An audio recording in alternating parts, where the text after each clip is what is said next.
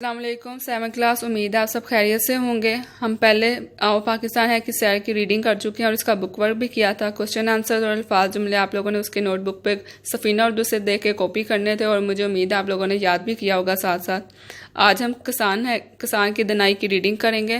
اس کے مشکل الفاظ کے معنی آپ لوگوں نے ساتھ ساتھ نوٹ کرنے ہیں، ٹھیک ہے؟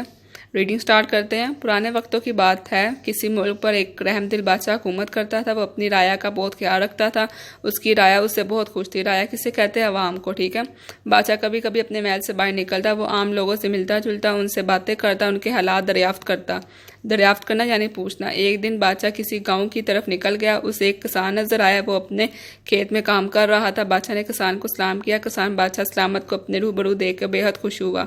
روبرو کسے کہتے ہیں؟ سامنے دیکھ کر، ٹھیک ہے؟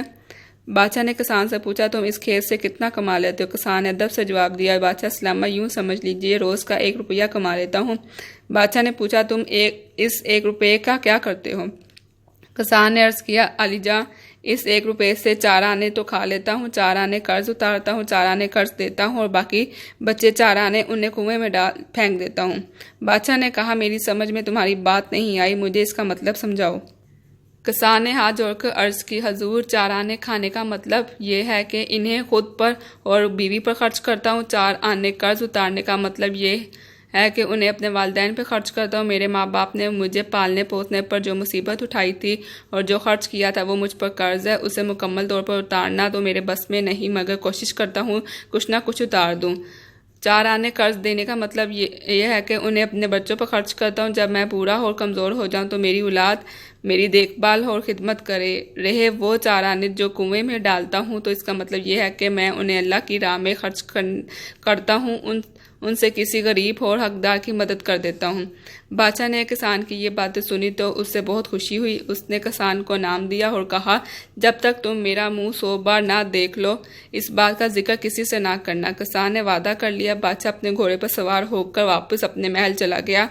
اگلے روز بادشاہ کا دربار لگا۔ تمام وزیر مشیر کسے کہتے ہیں؟ مشورہ دینے والا، ٹھیک ہے؟ اور درباری موجود تھے۔ بادشاہ نے کسان کی بات دربار میں موجود تمام افراد کو سنا کر پوچھا۔ سب دانتوں میں انگلی دبائے خاموش کھڑے تھے۔ بادشاہ کا وزیر نہایت دانا اور ظریف اور ہوشیار تھا۔ ظریف کسے کہتے ہیں؟ عقل مند کو، ٹھیک ہے؟ اور ہوشیار مطلب چلاک تھا۔ اس نے بادشاہ سے جواب دینے کے لیے 1 روز کی مہلت مانگ لی، یعنی 1 روز کا وقت مانگ لیا، ٹھیک ہے؟ وزیر نے اسی وقت گھوڑے پر زری کسی اور کسان کے پاس پہنچ گیا۔ زری کسی مطلب کہ گھوڑے پر لگام لگائی اور کسان کے پاس پہنچ کر دم لیا۔ اس نے کسان سے اس بات کا مطلب پوچھا۔ کسان نے کہا، میں نے تو بادشاہ کو ضمان دی ہے کہ میں اس کا مطلب اس وقت تک کسی کو نہیں بتاؤں گا جب تک بادشاہ کا منہ 100 بار نہ دیکھ لوں۔ یہ سن کر وزیر پریشان ہو گیا۔ اس نے کسان سے کہا، کوئی راستہ سوچو، میں نے بادشاہ سے وعدہ کیا ہے کہ کل اس سوال کا جواب دوں گا۔ کسان سوچنے لگا۔ تھوڑی دیر بعد اس کے ذہن میں ایک تقریب آئی۔ اس نے وزیر سے 100 اشرفیاں مانگی۔ اشرفیاں کسے کہتے ہیں؟ سونے کے سکے کو، ٹھیک ہے؟ وزیر نے جھٹ سے 100 اشرفیاں کسان کے حوالے کر دیں۔ جھٹ سے یعنی فوراً سے اس نے اشرفیاں کسان کو دے دیں۔ اشرفیاں پا کر کسان نے وزیر کو تمام بات بتا دی۔ وزیر خوش لوٹ گیا۔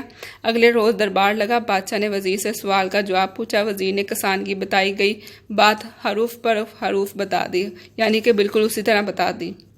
بادشاہ جان گیا کہ کسان نے وزیر کو ساری بات بتا دی۔ بادشاہ آگ بگولا ہو گیا، یعنی بہت غصہ ہو گیا۔ وہ کسان کی وعدہ خلافی پر سخت طیش میں تھا۔ طیش میں مطلب غصے میں تھا۔ اس نے کسان کی طرف فوراً پیادے بھجوائے۔ پیادے کسے کہتے ہیں؟ سپاہی کو، ٹھیک ہے؟ زیادہ وقت نہ گزرا تھا کہ پیادے کسان کو لے کر بادشاہ کے دربار میں حاضر ہو گئے۔ بادشاہ نے گرجدار اور غضبناک آواز میں کسان سے پوچھا، گرجدار یعنی اونچی آواز میں کسان سے پوچھا، تم نے ہم سے وعدہ کیا تھا کہ جب تک 100 بار ہمارا منہ نہ دیکھ لو گے کسی کو یہ بات نہیں بتاؤ گے۔ تم نے وزیر کو تمام بات بتا کر وعدہ شکنی کیا، یعنی وعدہ خلافی کیا۔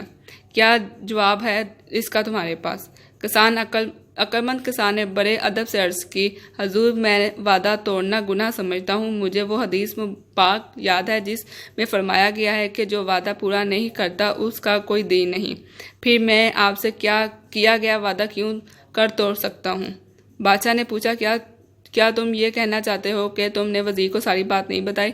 کسان نے جواب دیا، علی جاں میں نے وزیر کو تمام بات بتائی، لیکن کیا تم نے ہمارا منہ 100 بار دیکھا؟ جو ساری بات وزیر کو بتا دی۔ بادشاہ نے کسان سے سوال کیا۔ جی ہاں بادشاہ سلامت۔ اس خاکسار نے اپنے عالی قدر بادشاہ کا منہ 100 بار دیکھنے کے بعد ہی ساری بات بتانے کی ہمت کی تھی۔ خاکسار کسے کہتے ہیں؟ عاجز کو، یعنی کہ عاجز بادشاہ کے سامنے عاجز تھا وہ، ٹھیک ہے، مطلب کہ غریب تھا، اس کے سامنے بولنے کے لائق نہیں، ٹھیک ہے۔ کسان نے ادب سے جواب دیا، لیکن مجھے تو پرسوں کے بعد تم پہلی مرتبہ آج مل رہے ہو، پھر تم نے ہمارا منہ 100 بار کیسے دیکھ لیا؟